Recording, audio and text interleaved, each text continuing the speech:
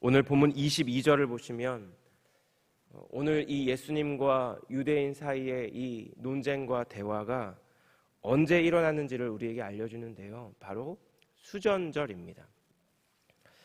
이 수전절은 성전을 봉헌하다라는 그런 뜻을 갖고 있는 유대인의 절기인데요. 여러분, 이 수전절은 요한복음에는 나오지만 구약에는 나오지 않습니다. 왜냐하면 신구약 중간기에 일어났던 사건을 계기로 생긴 유대인의 절기이기 때문입니다. 신구약 중간기에 셀류큐스 왕조가 이 유대를 지배하던 때가 있었습니다. 이 왕조의 안티오쿠스 4세가 유대인들을 핍박했는데요.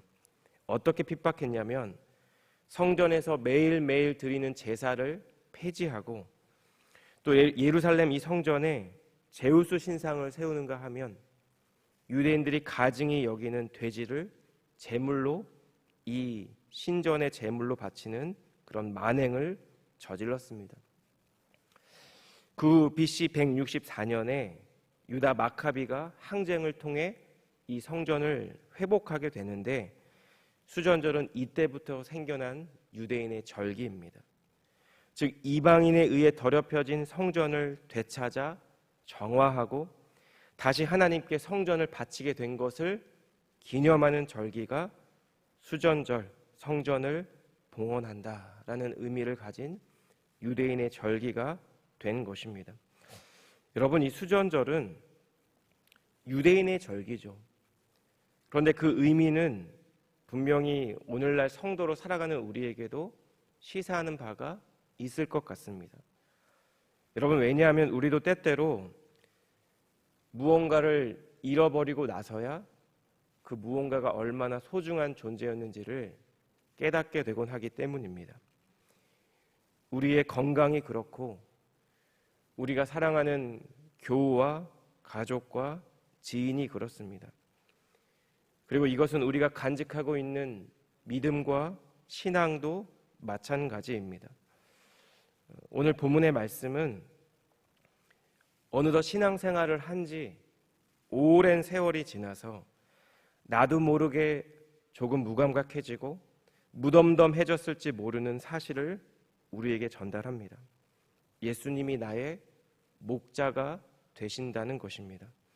저와 우리 성도님들이 목자 되시는 예수님의 양이라는 사실입니다. 이 수전절을 배경으로 기록된 오늘 본문의 말씀을 우리 함께 살펴보는 가운데 저는 저와 우리 성도님들 가운데 회복되어야 하는 두 가지 신앙인의 모습이 무엇인지를 함께 나누기를 원합니다. 주님이 주님의 양에게 회복하기 원하시는 그 두 가지 모습을 함께 살펴보며 오늘 하루도 하나님을, 예수님을 온전히 따르는 주님의 양으로 주님이 주시는 온전한 감사와 기쁨을 누리는 우리 성도님들 되시기를 주님의 이름으로 축복합니다. 첫 번째로 우리는 우리의 참된 목자 되시는 예수님을 바라보아야 합니다. 오늘 본문 22절과 23절을 보시면 수전절에 이때가 겨울이라고 되어 있는데요. 태양력으로 따지면 11월과 12월에 해당하는 절기입니다. 예수님께서 솔로몬의 행각을 다니고 있었습니다. 솔로몬의 행각은 유대인의 뜰 동쪽에 있는 장소인데요. 남녀노소를 막론하고 성전에서 가장 많은 사람들이 모여있는 그런 장소였습니다. 그래서 이곳에서 논쟁이 있었고 자연스럽게 토론 등이 벌어지는 그런 장소로 알려져 있습니다. 이런 곳에 예수님이 나타나시자 유대인들이 예수님을 둘러싸는 것이죠. 24절이 이렇습니다. 유대인들이 애워싸고 이르되 당신이 언제까지나 우리 마음을 의욕하게 하려 하나이까? 그리스도이면 밝히 말씀하소서 하니. 당신이 언제까지나 우리의 마음을 의욕하게 하려 하나이까? 라는 이 유대인들의 말은 당시에 예수님을 바라보았던 유대인들의 마음 안에 얼마나 초조한 마음이 있는지, 예수님의 존재가 유대인들로 하여금 얼마나 불안하게 하고 있는지를 우리에게 전달해 주는 표현입니다. 여러분, 그들은 예수님을 받아들이는 것과 예수님을 배척하는 것 사이에서 심한 갈등을 겪고 있었습니다. 정말 예수님이 누구인지 너무나 궁금해서 묻는 사람들도 있었겠지만 대부분은 이 질문에 대한 대답을 책잡아 예수님을 공경에 빠뜨리고자 하는 그런 악한 의도를 갖고 묻는 유대인들이었을 것입니다. 여러분, 예수라는 존재는 당시 유대인 사회에서 핫 이슈였고 유대인들이 어떻게든 해결해야 할 당면 과제와 같은 그런 문제였습니다. 그런데 여러분, 예수는 누구인가? 라는 이 질문에 대한 대답은 오늘 본문에 나오는 유대인들에게 뿐만 아니라 모든 시대를 살아가는 모든 사람들에게도 동일하게 해당되는 중요한 질문입니다. 왜일까요? 누구도 이 질문을 비켜갈 수 없기 때문입니다. 사람이라는 존재는 예수님을 믿든지 아니면 거부하든지 둘 중에 하나를 선택해야 되고 그 질문에 대한 대답에 따라 우리의 육신의 죽음 이후의 시간이 결정되는 존재이기 때문이죠. 유대인들의 질문에 대해서 예수님이 이렇게 대답합니다. 25절입니다.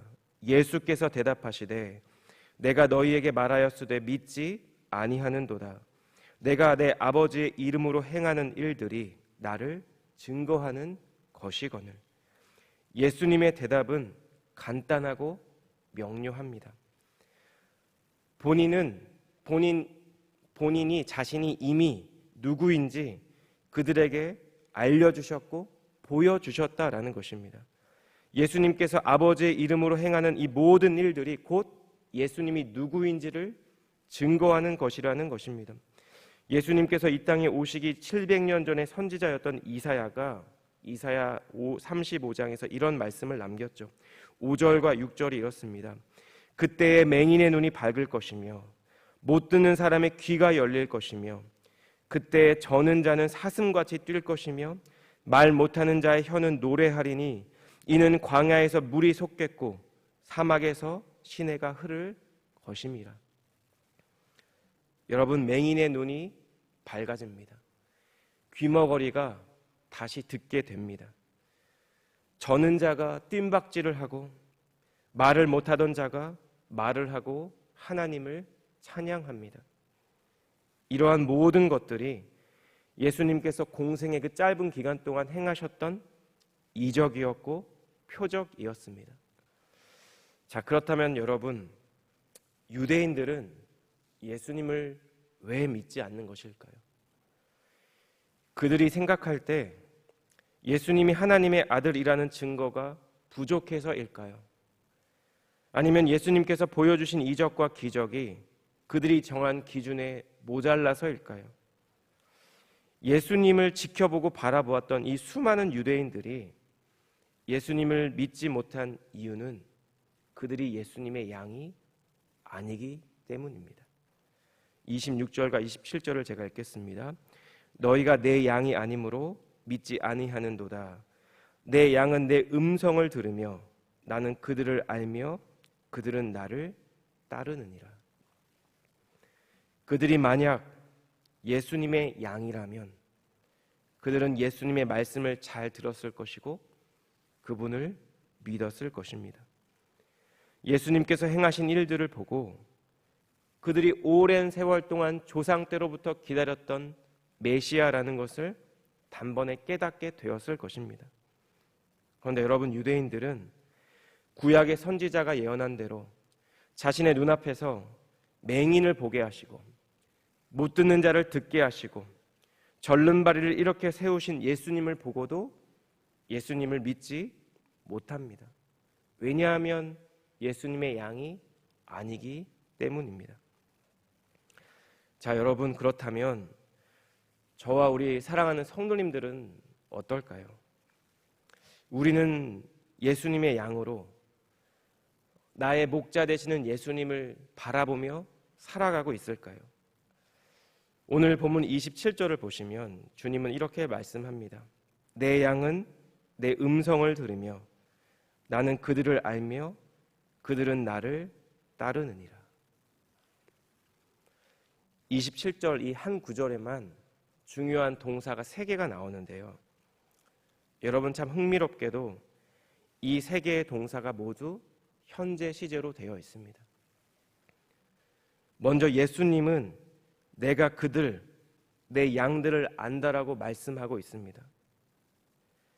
알다라는 이 동사는 원어적으로 관찰과 경험을 통해 아는 것을 의미합니다. 예수님이 지금 내가 나의 양들을 안다라고 말씀하고 있다라는 것입니다. 여러분, 어쩌면 다윗은 예수님의 이러한 마음을, 하나님의 이러한 마음을 아시고 이렇게 고백했을지 모릅니다. 시편 139편 1절과 2절인데요. 여호와여, 주께서 나를 살펴보셨으므로 나를 아시나이다. 주께서 나의 앉고 일어섬을 아시고 멀리서도 나의 생각을 밝히 아시오며. 우리의 목자 되시는 예수님이 나의 상황을 아시고 나의 염려를 아시고 나의 기도의 제목을 아신다고 말씀하고 있습니다.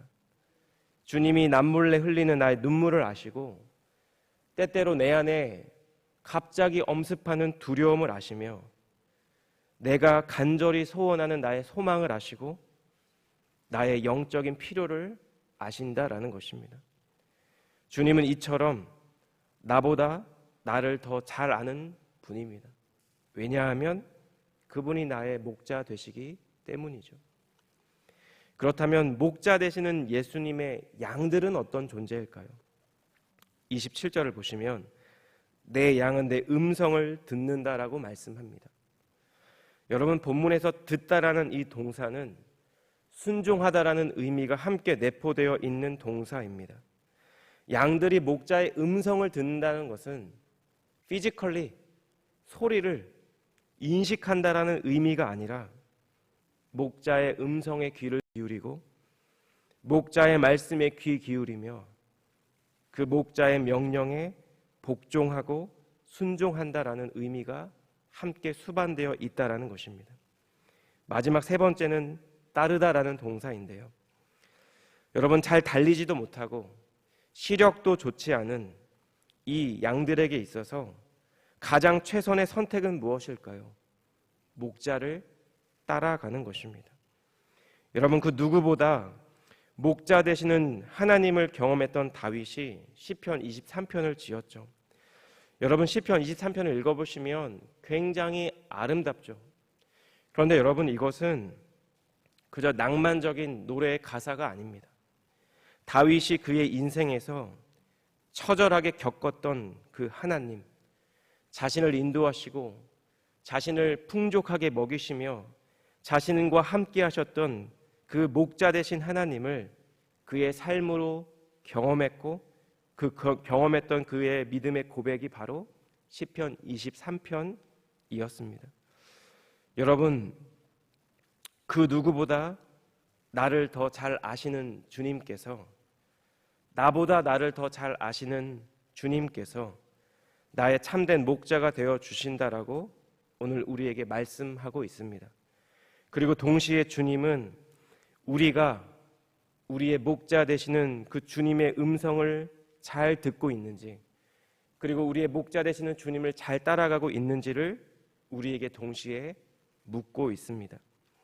오늘 우리가 드리는 이 예배 가운데, 주님께 올려드리는 우리의 기도 가운데, 선포되는 말씀 가운데 다시 한번 우리의 선한 목자 되시는 예수님을 기억하며 주님의 음성을 잘 듣고 주님의 뜻을 헤아리며 주님의 말씀을 따라 살아가는 우리 사랑하는 성도님들 복된 하루 되시기를 주님의 이름으로 간절히 축원합니다. 두 번째로, 오늘 본문의 말씀을 통해 우리는 우리에게 영생을 주시는 우리의 목자 되신 예수님을 바라보아야 합니다.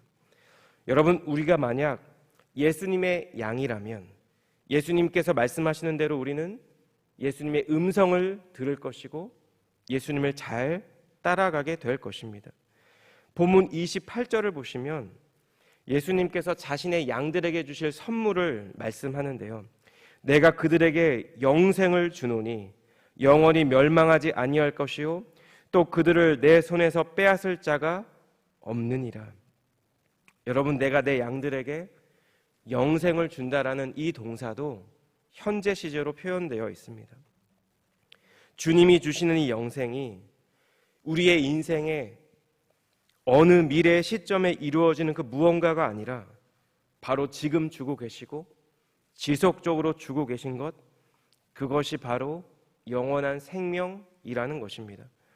사도 요한은 요한일서 5장에서 이러한 사실을 분명히 표현했습니다. 요한일서 5장 11절과 12절인데요. 또 증거는 이것이니 하나님이 우리에게 영생을 주신 것과 이 생명이 그의 아들 안에 있는 그것이니라. 아들이 있는 자에게는 생명이 있고 하나님의 아들이 없는 자에게는 생명이 없느니라.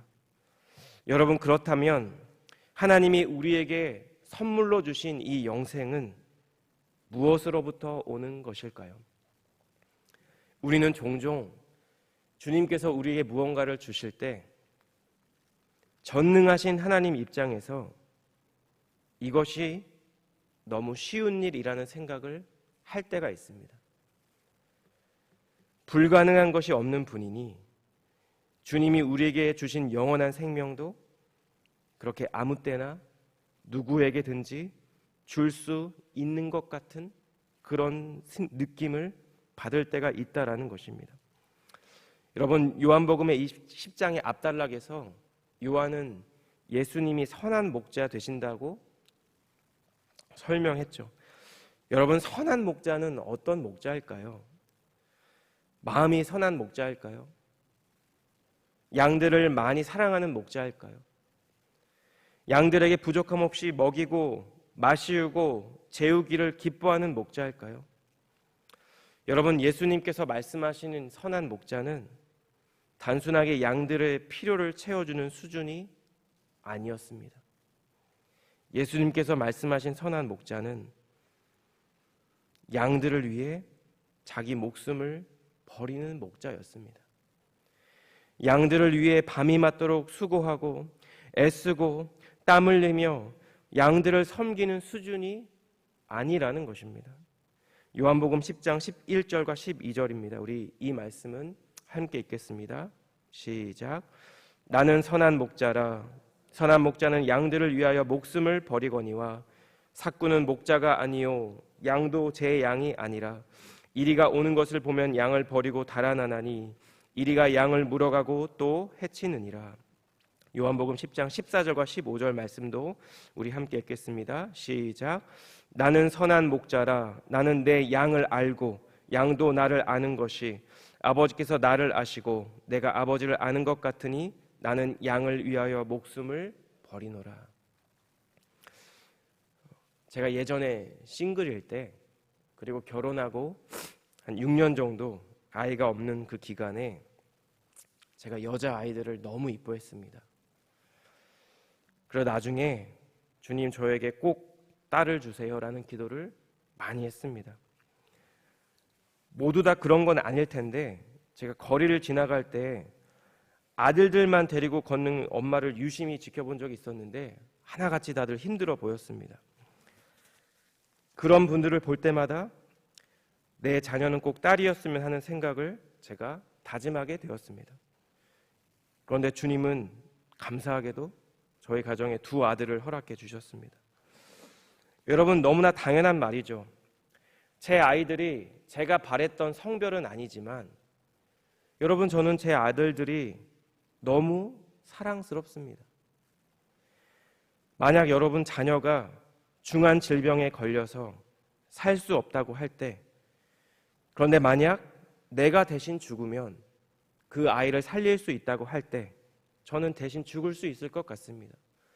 여러분, 이것은 제가 유별나고 특별한 부모라서가 아닙니다.